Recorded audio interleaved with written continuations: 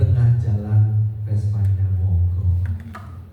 Ya namanya Vespa turun temurun usia 20 tahun ke atas gitu ya Vespa. Lalu menuntut Vespa itu kan tidak mudah ya, berat. Nah pada saat saya menuntut Vespa itu dengan bercucuran keringat, ada orang yang tiba-tiba berhenti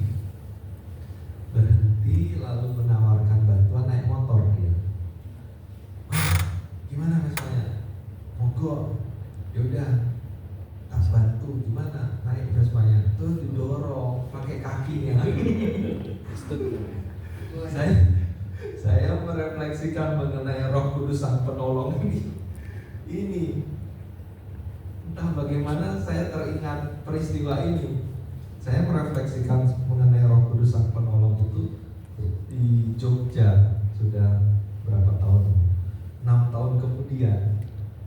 Jadi pengalaman didorong Vespanya oleh orang asing itu bagi saya itu karya Roh Kudus gitu. Bahwa Roh Kudus itu bisa hadir dari siapapun. Ya intinya menolong kita yang sungguh-sungguh memang butuh pertolongan gitu. Yang kita juga nggak tahu kok ada orang yang nolong gitu loh.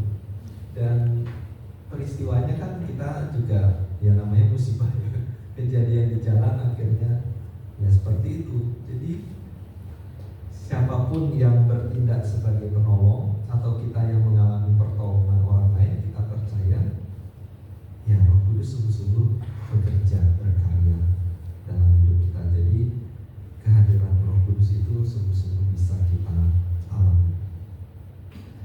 Baik, ini gambaran-gambaran Roh Kudus, Bapak Ibu, saudara-saudara yang terkasih. Jadi paling tidak kita punya gambaran-gambaran Roh Kudus yang sungguh-sungguh kaya gitu ya, bagaikan nafas kehidupan, air, angin, api, awan, burung merpati, dan Parakletos atau Sang Penolong. Jadi kaya sekali mengenai Roh Kudus. Lalu Roh Kudus dalam Perjanjian Lama mungkin agak cepat saja, intinya masih sama. Dalam Perjanjian Lama tentu intinya adalah ruah itu tadi ya, dari ciptaan menuju ke pembaharuan ya. Ruah itu bisa diterjemahkan ke beberapa kata itu, udara, nafas, angin, jiwa.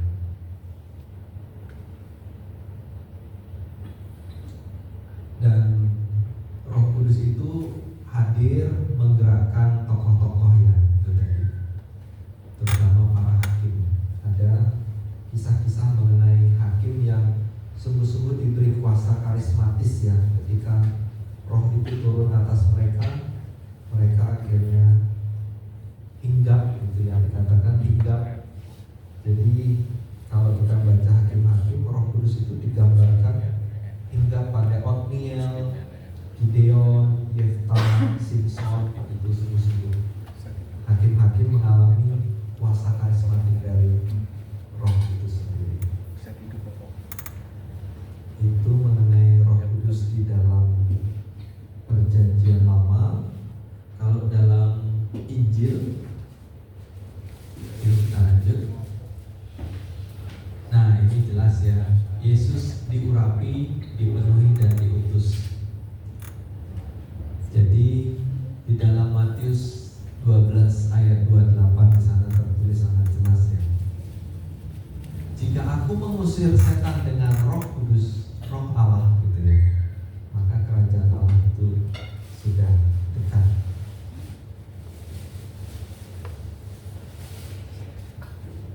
Intinya adalah Rohlah yang mewujudkan kelahirannya ya, jelas ya. Maria mengandung dari Roh Kudus, itu jelas ya kan. Lalu Yesus juga diurapi oleh Roh Kudus saat pembaptisan.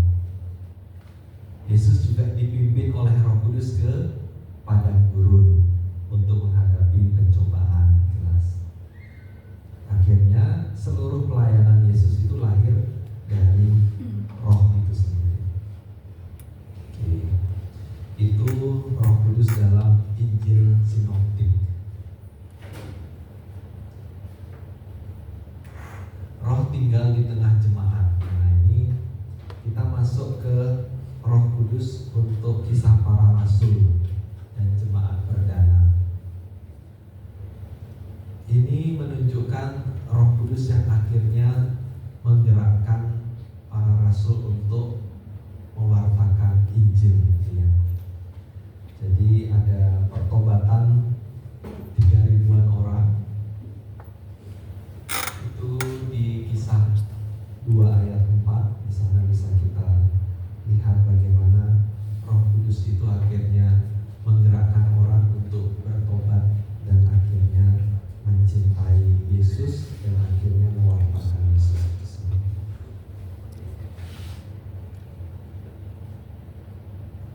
Oke, kita lanjut. Ini suara teologi. Teologi itu maksudnya para teolog. Pengalaman roh menandai identitas komunitas perjanjian baru. Roh adalah daya hidup, kebebasan dan harapan bagi ciptaan. Lalu para rasul, roh mengubah ketakutan menjadi keberanian untuk bersaksi. Oke, kita lanjut. Nah, ini surat-surat Paulus. Surat-surat Paulus itu banyak sekali ya berbicara tentang Roh Kudus. Saya tidak membahas terlalu detail. Itu sangat banyak surat-surat Paulus berbicara tentang Roh Kudus. Tetapi intinya adalah ini. Bicara mengenai Roh Kudus itu selalu terkait dengan Roh Kristus sendiri. Nah, Roh Kudus itulah yang menjadikan kita itu sebagai anak Allah. Maka istilahnya itu roh adopsi. Roh adopsi itu kita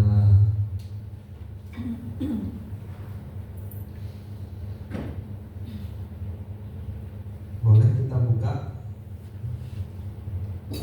misalnya Galatia 4 ayat 6. Galatia 4 ayat 6. Di sana tertulis bagaimana?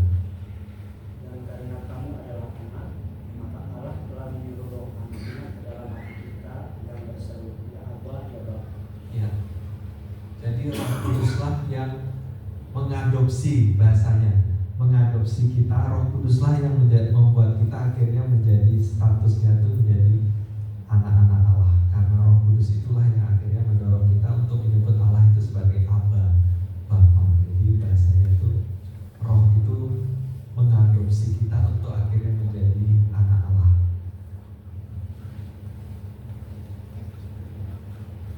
Oke, menjadi anggota tubuh Kristus, karunia untuk membangun. Jadi kata-kata kita sifatnya membangun, tindakan kita sifatnya membangun, bukan menjatuhkan atau menjadi batu sandungan bagi yang lain. Buah roh dalam karakter, buah-buah roh jelas ya, kedamaian, sukacita, kegembiraan dan lain sebagainya.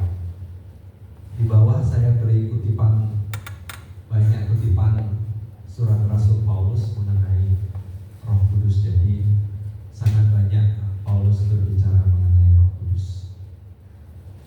Oke, lanjut. Ya, ini mungkin menjadi kesimpulan ya Bapak Ibu. Satu roh, 5 gerak gitu ya.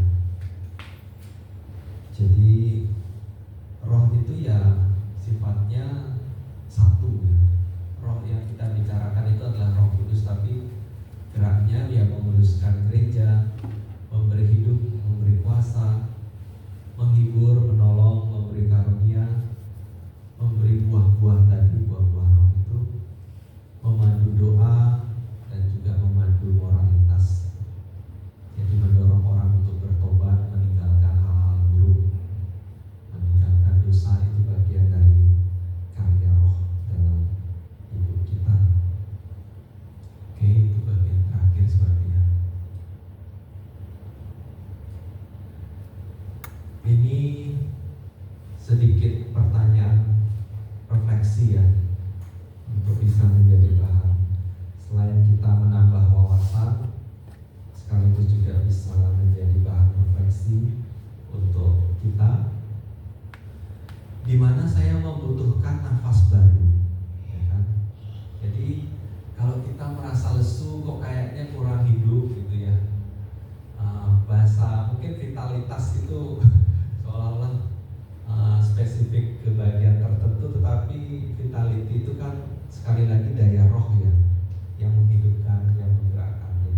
Di mana saya butuhkan nafas baru.